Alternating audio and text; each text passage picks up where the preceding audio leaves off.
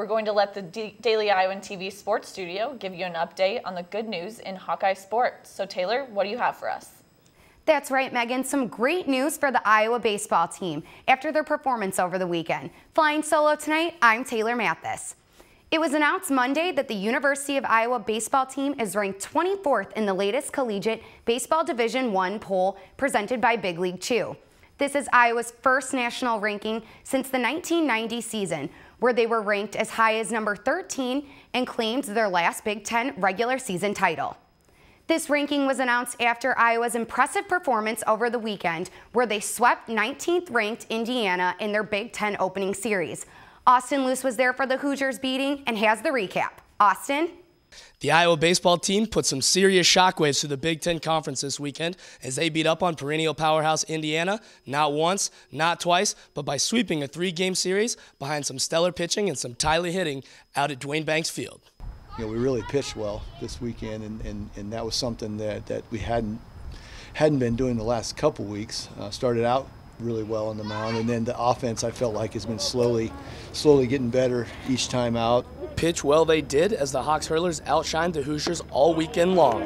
Senior Nick Hibbing picked up the victory on Sunday, playing 3 innings in relief of starter Calvin Matthews. Coach Heller believes being at home may have given his Hawkeye squad a little bit of an advantage this past weekend.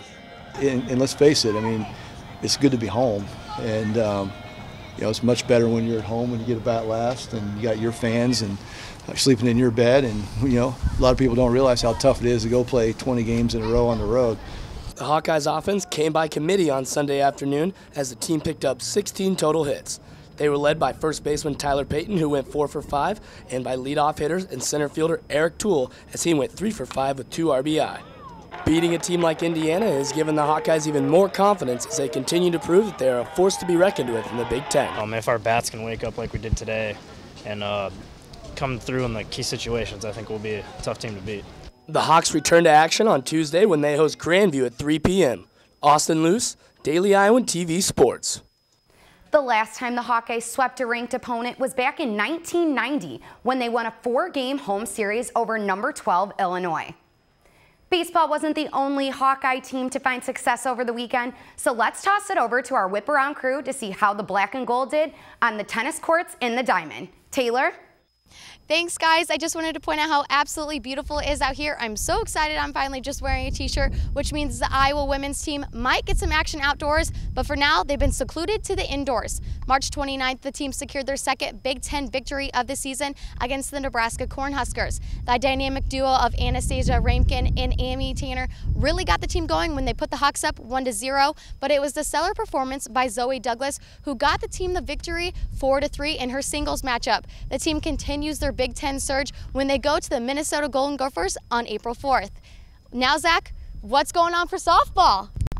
Thanks, Chandler. Marla Looper's University of Iowa softball team took down the number 4 team in the country on Sunday, all courtesy of the top of the 7th hit coming from Caitlin Malarkey. A double down the first base line, and that was the final 6-4. Hawks move on, and it was the second win of the year for the Iowa softball team over a ranked opponent. Now the Hawks will rebound on Wednesday, a midweek game in Des Moines against Drank. That's it for Iowa softball. Let's toss it over to Austin Luce. Austin?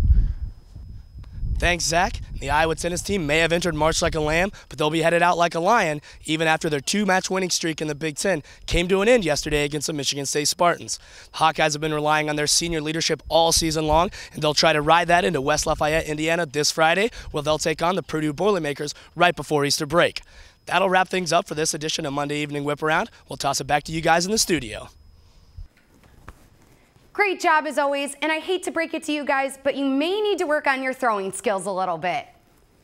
And before I let you go, it was just announced Monday that the Iowa women's basketball senior guard Melissa Dixon has been selected to compete in the 2015 State Farm 3-Point Championship.